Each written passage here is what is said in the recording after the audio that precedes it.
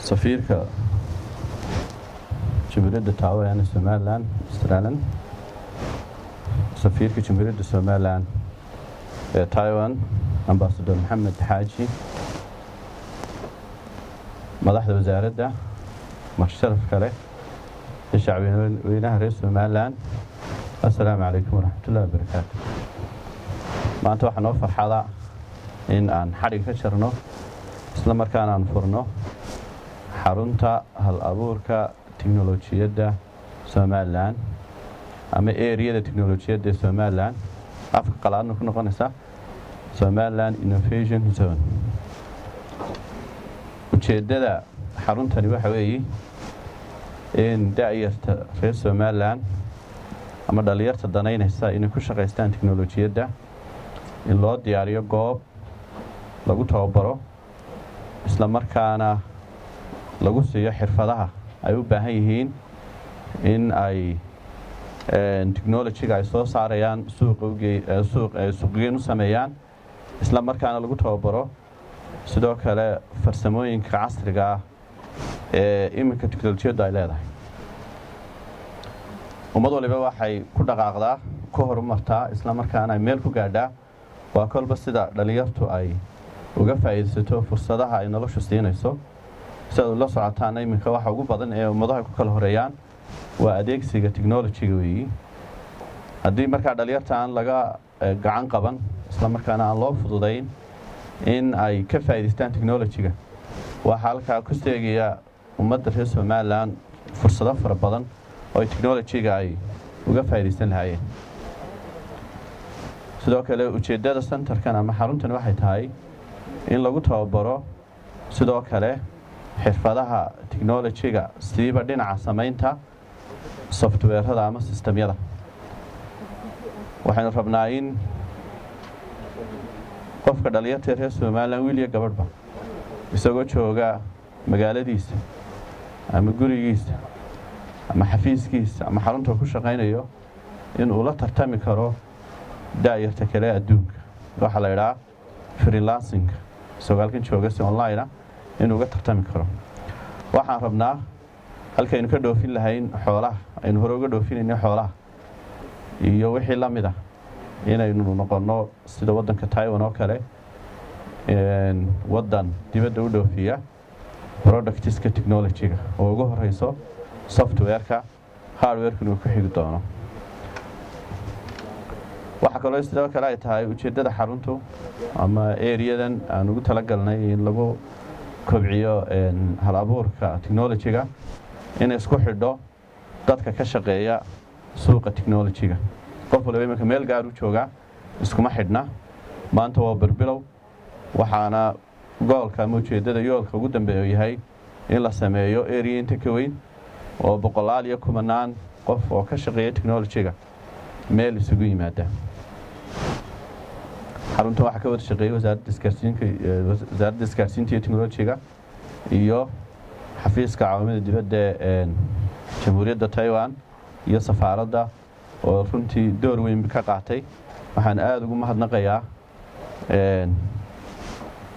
madaxweynaha Taiwan dawladdeeda oo dhan wasaaradda arrimaha dibadda xafiiska Taiwan ee Soomaaliland iyo xafiiska horumarinta ka socda doorka weyn ay ku qaateen oo run ahaantii muddo ku dhow 7 bilood ay socotay hawshani wax badan qabtay aad baad ugu mahadsantiin baa leeyahay waxaan halkan uga anoo ku hadlaya afka xukuumadda Soomaaliland aan leeyahay maantani waa mid ka maanta xafladan aan joogno waa mid ka mid ah midhihii ka dhashay xiriirka siyaasadeed iyo diblomaasiyadeed ee ka dhaxeeya labada ummadood waxaan rajaynaynaa in badan ay sii socoto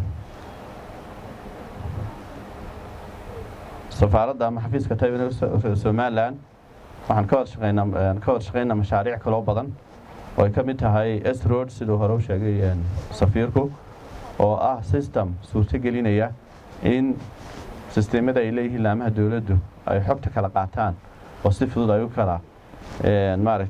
kala gudbiyaan isla markaana uga wada faa'iideystaan dhammaantood oo isna gacanta lagu hayo muddo dhowna haddii Rabbi idmo soo gabagaboobi doona waxaa isna ku jira inay naga caawin doonaan dhinaca xirfadda iyo in maaragtay ay timaado scholarship xagga aqoonta tababaro iyaguna iman doona waxa kaloo iyaguna iman doona khubaro iyo dad expert ku ICT-ga tayo wadan aad ugu horumaray xagga technology-ga inaguna waxayna bulshada u diyaarkahay oo maaragtay in badan ku xidhan marka waxaan rabnaa in mustaqbalka aynu aad iyo aad uga warshaqayno waxaan markaa halkan ugu baaqiya qof kastoo dhalinyara oo reer Somaliland oo haya fikrad uu rabo inuu bedelo software ama system in xaruntani ay ka caawin doonto qof kasta ay la soo xiriiraan maanta waxaan ku bilownay caasimadda Hargeysa mustaqbalkana waxaan gaarsiin doonaa gobolada dalka oo dhan kolba inta ay noo saamaxdo duruufta sida awgeed qof kasta oo reer Somaliland hadduu xataa iman kari waayo waxaa loo fududaynayaa inuu si online uu la soo xiriiri karo halwadan diyaar yihiin qof kasta haya fikrad uu bedelayo system ama software kadibna raba inuu suuqa ku iibiyo business uu maaragtay u bedelo xaruntii diyaar bay u tahay waana caawinaysaa wax badan ay ka qabanaysaa sida hore loo sheegay xaruntan imika waxa ku bilaabi doontaa tababarka 30 hablood oo si guud 60 bay ahaayeen laakiin marka hore waa 30 ka shaqeeya xafiisyada dawladda oo run ahaantii ka soo baxday shirkii aan ugu talagalnay dumarkii technology-ga sanadkan bilowgiisii ka dhacday caasimadda Somaliland midhalkeedii baa lagu bilaabi doonaa waana halka ugu horeysa ee xaruntani ay ku shaqeyn doonto ugu dambeyntii waxaan halkan ugu mahadnaqayaa dhammaan cid kastoo ka soo qayb qaadatay howlwadeennada wasaaradda iyo Taiwan dhammaantood shaqo badan baad soo qabateen xarunta quruxda badan leh ayaad maaragtay ayaad xaqiijiseen inay maanta dhaqaaqdo aad iyo aad baad ugu mahadsantihiin Jamhuuriyadda Somaliland wasiirka wasaaradda isgaarsiinta iyo tiknoolajiyadda wasiirka wasaaradda maaliyadda wasiirka wasaaradda arrimaha dibadda iyo iskaashiga caalamiga gudoomiyaha banka dhexe ambassador Alan ambassador Maxamed Xaaji iyo agaasimo guud Cabdirashiid dhammaantood waxaan ku salaamay salaanta islaamka assalaamu calaykum waraxmatullaahi wabarakaatuh maanta ujeedada halkan aynu iskugu nimid waxa weeyaan inaynu daafurno xarunta halabuurka tiknoolajiyadda qaranka xaruntaas oo iska kaashadeen wasaaradda isgaarsiinta iyo tiknoolajiyadda iyo dowladda Taiwan gaar ahaan xafiis mashruuca ICDF mashruuca horumarinta iyo mashruuca horumarinta caalamiga ee Taiwan mashruucan wuxuu ku yimid dhawaan sanadkan bishii March heshiis ay kala saxiixdeen labada dal kaasoo wasaaradda isgaarsiintu ay ka ahayd qayb heshiiskaas oo 3 qaybood ka koobnaa qaybta koowaad oo ahayd mashruuca capacity building-ka iyo mashruuc kale oo SROP la yiraahdo iyo mashruuc kale oo horumarinta shabakadaha dawladda ah mashruucaas oo maanta aynu qaybtiisii koowaad u joogno furitaankeedii xarunta tani waxa weeyaan xarun loogu talagalay in lagu soo saaro generation technology-ga la haysta oo aqoon buuxda u leh xaruntani waxay ka kooban tahay fasallo waxay kaloo ka kooban tahay computer lab si fiican oo heer sare loo qalabeeyay waxay ka kooban tahay hoolalkii shirarka goobihii nasashada meelihii cuntada lagu samaysanayay xaruntan waxa laga maalgeliyay miisaaniyadda qaranka iyo mashruuca horumarinta ICDF xarunta waxa ka shaqeyn doona shaqaale leh takhasusaad gaar ah waxaanay shaqeyn doontaa labada gelinba haddii la yiraahdo ujeedooyinka ugu waaweyn ee aanu aasaasnay xaruntan waxa weeyaan kobcinta aqoonta ICT-ga shaqaalaha iyo shaqaalaha dawladda iyo bulshadaba maadaama wasaaraddu mas'uul uga tahay horumarinta adeegsiga tiknoolajiyadda qaranka ay mas'uul uga tahay waxaanu kaloo halkan aanu aasaasnay si ay dhalinyarta aqoonta ICT-ga loo helaan tababaro iyo xirfado gaar ah oo ay ku horumariyaan aqoontooda ICT-ga waxaanu kaloo furnay inay goob u noqoto bahda halabuurka tiknoolajiyadda oo ay ku kulmaan isla markaana ay ka helaan dhiirigelin iyo gacan qabasho may jirin runtii wadanka xarun sidan oo kale ah ama u gaara technology-ga ama aqoonta ICT-ga runtii waxa lagaga maarmi doonaa lab la'aantii ama meel computer lab oo aan hore uga jirin wadanka waxaan runtii ku rajo weynahay inay ka soo baxaan jiil aqoon u leh technology-ga waxaana noo sharafa inaanu dhowaan bishan ku bilaabi doono 30 qof ee ugu horeeyay kuwaasoo ka mid ah shaqaalaha dawladda gaar ahaan hablaha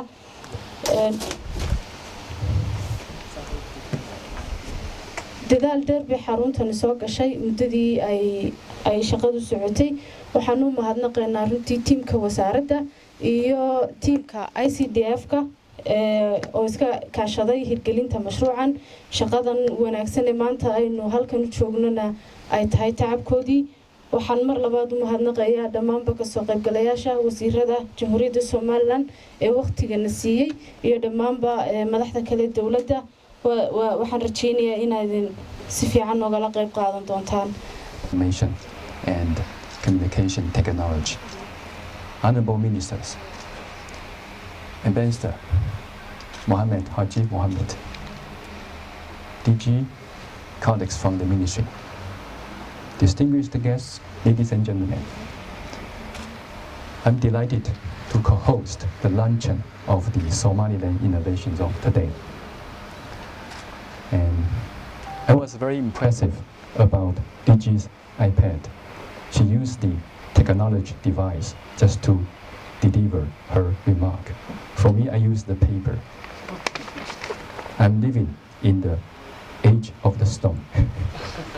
But although we are living in the different ages, but the effort to make use of technology is the same. Okay. The effort to make use of the technology is the same. The determination to make use of the technology is the same. And it's very good to see today both the ICDF, that's the International Cooperation and Development Fund, and the Ministry together to create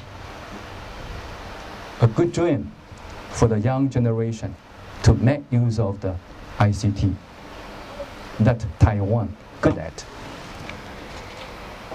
Taiwan is very good at the using the high tech, and also Taiwan is good at to share with our diplomatic airlines. If you take a look at this one, this is the banner, information and communication technology. That is one of the strengths of the ICDF. And we develop this kind of the cooperation in the different countries in our diplomatic airlines to let the young generations to have the chance to shorten the learning curve, to have the leap development.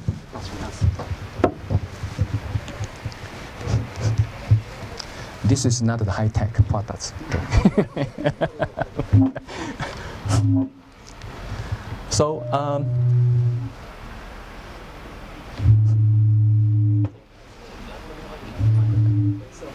it's okay. Sorry. Okay, never mind. I have a strong voice. Okay. Anyway, today's occasion, it's an important occasion for both Somaliland and Taiwan. It's a milestone in the ICT cooperation between Taiwan and Somaliland. And DG already outlined the cooperation, the sub-projects that I don't want to just mention again. I just would like to focus on the Somaliland Innovation Zone. It's expected to benefit at least 200 learners each year. And it is very good to be shared by the minister that the first batch of the trainees will be the females, and they will be benefited. Okay, I always would like to echo Ambassador Mohammed, and also echo Mr. President's words that to educate the females is to educate not only a family but the nation. Okay, so also I think Minister would like to echo Mr. President's words in this regard. The training from Somaliland Innovation Zone will start from the basic computer skills to improve the efficiency of the work first. But we expect in the future we can broaden and also to deepen the cooperation by channeling the e-health, e-learning, e-commerce, programming, digital marketing, and the cybersecurity to the Somaliland Innovation Zone. In a word, Somaliland Innovation Zone is a platform, is the hardware that in the future we can channel some kind of the software to this, okay, to help Somaliland to mitigate the digital gap with the world. And very soon, we expect we can also start the data exchange platform program. That is the S-Road program. S stands for Somaliland. Taiwan has the T-Road. T stands for Taiwan. And we work together with Estonia. That's the S-Road. So Somaliland is the first country that Taiwan just share this kind of the technology with. So we expect we can have, in the future, we can start this kind of the cooperation as soon as possible. And regarding the capacity building for the ICT ministry officials, Taiwan will continue to provide the short-term training and also the scholarship for the ICT ministry officials. We expect the ICT ministry next year can make use of this opportunity to recommend the promising young guys working for the ministry to study in Taiwan, so that in the future, the students, after their study, hopefully master degrees, they can just come back and to contribute to the ministry as soon as possible. That's the kind of the chain arrangement we expect in the future to work with. In closing, I wish the everlasting friendship between our two nations, especially after yesterday's National Day for Taiwan. We appreciate a lot of persons just to send the messages to us to congratulate Taiwan's 110th National Day. And I wish you all the best of health and success. I thank you. wasaaradda isgaarsiinta iyo safaaradda amba mashruuca horumarinta dalka Taiwan ay iska kaashadeen maanta daafurayno hanaad iyo aad ugu mahadnaqayaa runtii dadaalkii dheeraay ay u soo galeen in mashruucaasi noqdo mashruuc guul ah wasiirka wasaaradda isgaarsiinta iyo safiirka Taiwan ba iyo dhammaan labada dhinac wasaaradda iyo guud ahaan dawladda Soomaaliland iyo dawladda Taiwan waana xoran karaa waa mashaariicda aynu oran karno oo mashaariicda faa'iidada aadka u weyn u leh dalkeena iyo dhalinyaradeenna amba aqoonyahanka gaar ahaan bahda ICT-da runtii waxaan oran lahaa waxay taasi ku tusaysaa mashruucani uu daliil u yahay dadaalka lagu jiro horumarinta aqoonta waayo dhalinyarada amba technology-gu waa waxyaabaha runtii aasaaska u ah horumarka dalka marka in la dhiso dhalinteena laga dhiso dhinaca hal-abuurka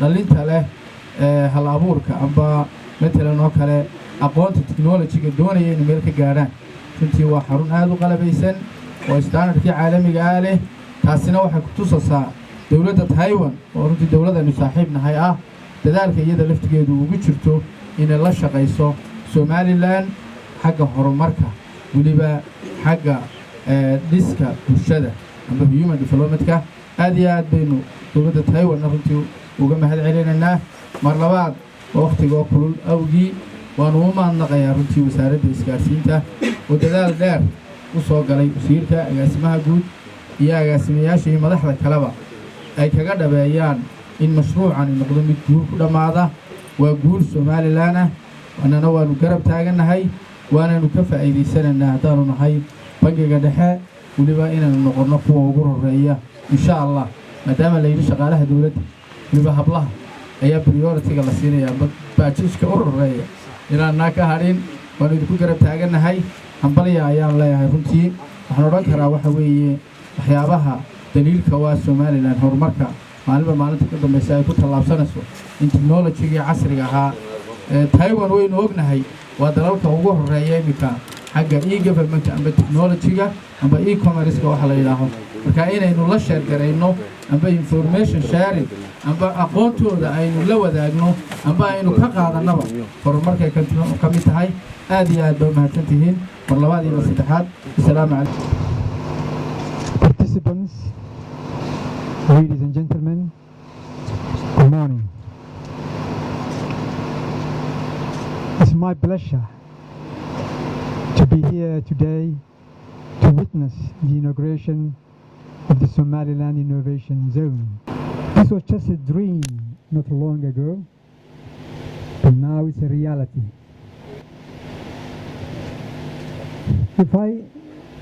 I would like to say a few things about the history of development of man.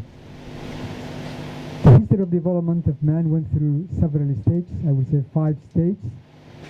We started with food gathering stage, and then we went to the nomadic and pastoral stage, and we went to the agricultural stage, and we went to industrial stage, and finally to the information technology stage.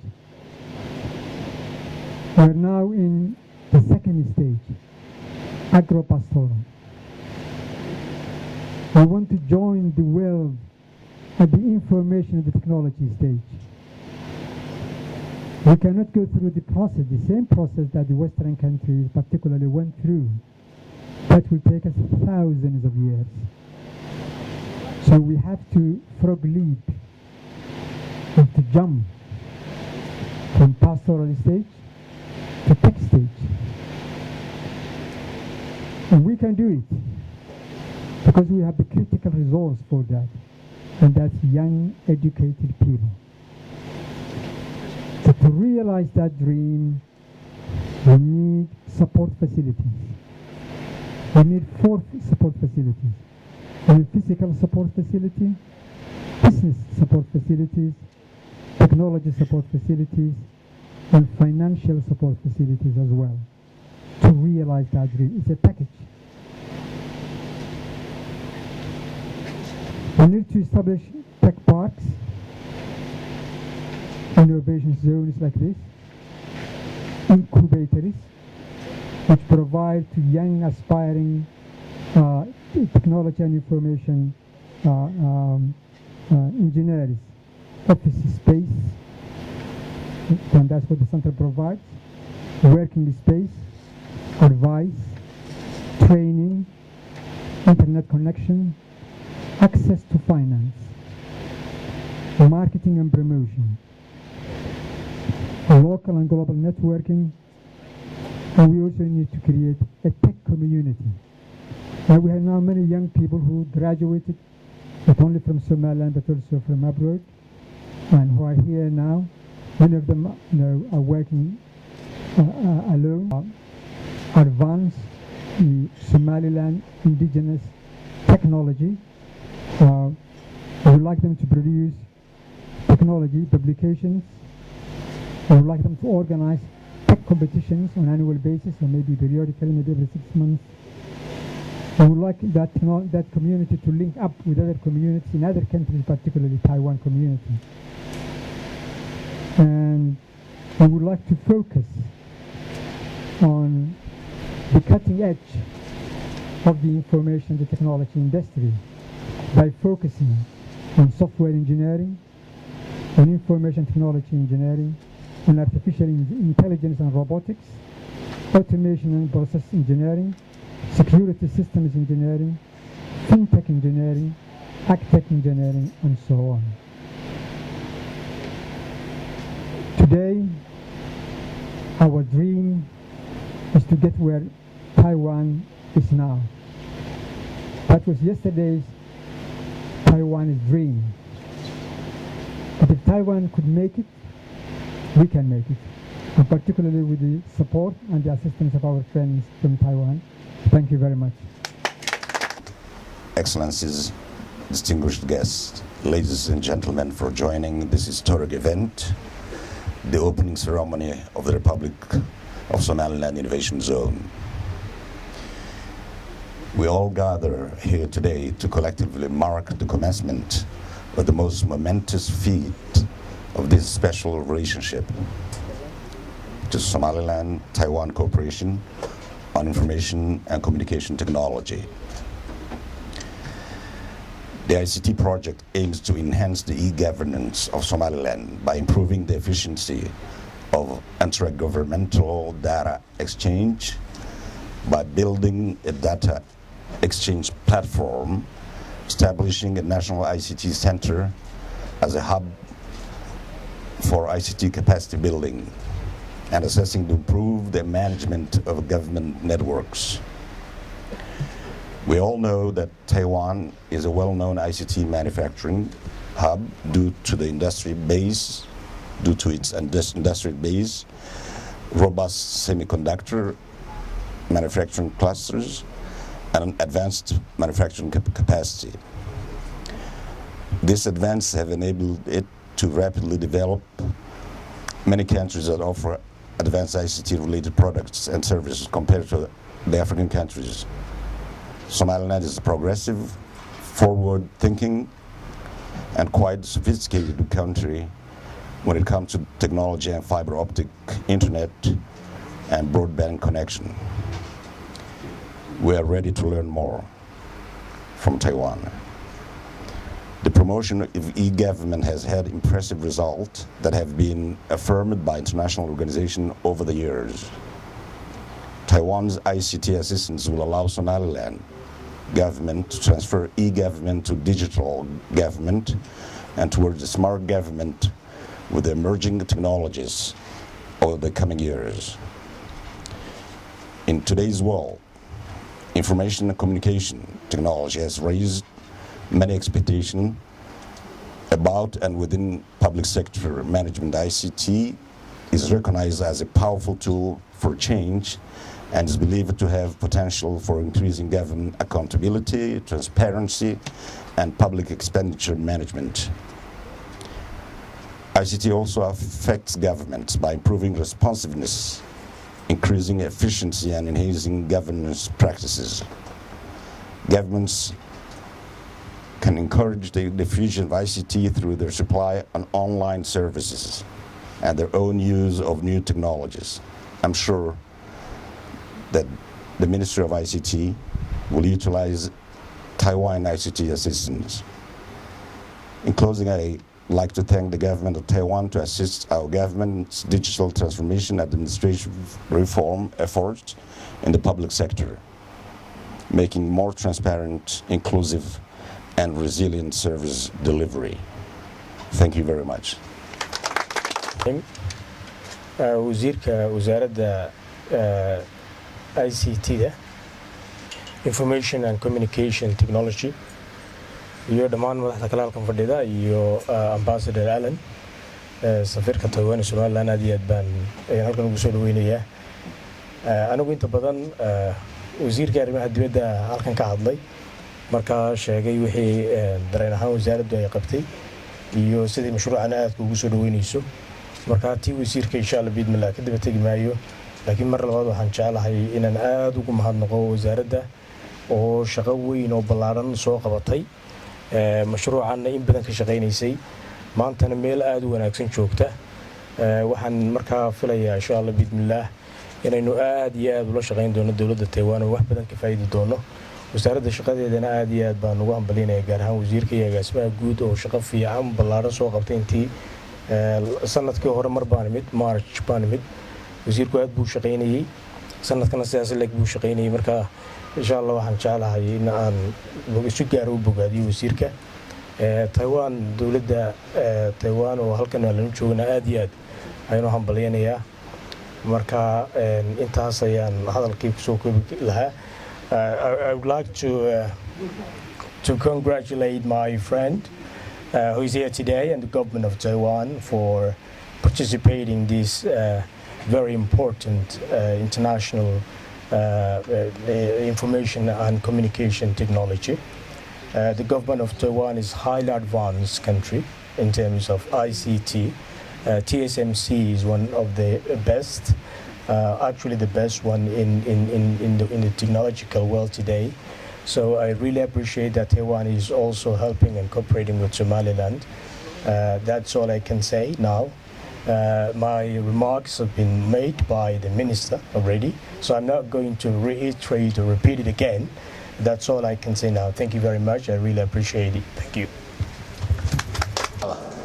بسم الله الرحمن الرحيم maanta way taariikhdu tahay 12 bishii 10aad 2021 waxa la furay Somaliland Innovation Zone amaba xarunta halabuurka teknolojiyadda ee Somaliland xaruntan oo ka kooban laba qaybood oo lagu bixin doono capacity building amaba training programs loo qabanayo dhalinyarta kala duwan ee halabuurka teknolojiyadeed rabta inay ku takhasusto sidoo kale rabta inay barato teknolojiyadda casriga ah sidoo kale waxay leedahay qayb kale oo loogu talagalay in laga maamulo e-government-ka ama adeegyada teknolojiyadeed ee dawladdu bixiso oo la isku xiri doono xarunta halabuurka teknolojiyaddu waxay ka kooban tahay dhismo laba dabaq ah waxaan wada mari doonaa dhismayaasha iyo qaybaha ay ka kooban yihiin